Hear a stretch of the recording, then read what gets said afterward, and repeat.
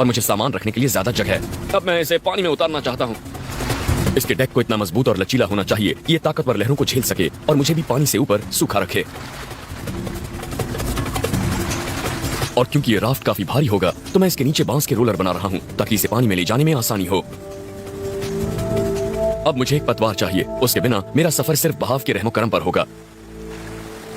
ये इस राफ्ट का एक ऐसा हिस्सा है जिसके बारे में मैं कुछ नहीं जानता।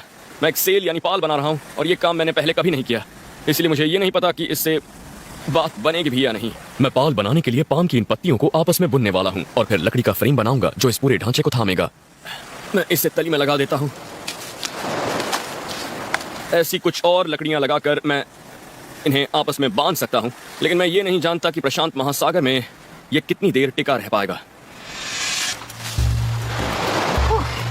ये काफी मुश्किल काम है, लेकिन अब ये पाल राफ्ट पर लग गया है और इससे सफर के दौरान मुझे छांव भी मिलेगी। मुझे ये धूप से बचाएगा। बहुत अच्छा लग रहा है।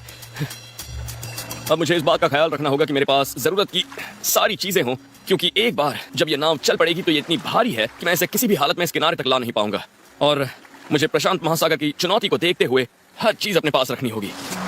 पानी के साथ साथ मैं अपने बचाव के लिए ज्यादा कोकोनट ऑयल और चाकू तेज करने के लिए रेत ले रहा हूँ। अगर मुझे कोई जहाज नजर आया तो मैं इसे एक सिग्नल रिफ्लेक्टर की तरह इस्तेमाल करूंगा।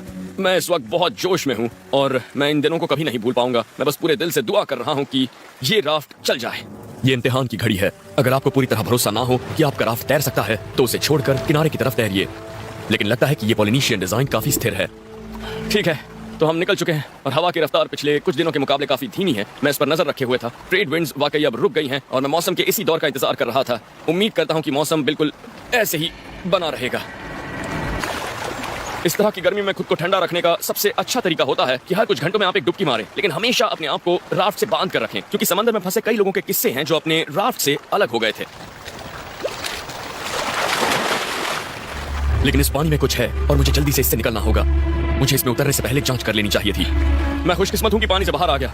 आमतौर पर शार्क सतह के करीब होती हैं, आप उनके डोर्सल फिन देख सकते हैं, लेकिन ये वाली गहराई में थी और मुझे पानी में उतरते वक्त पता नहीं था कि वो करीब है।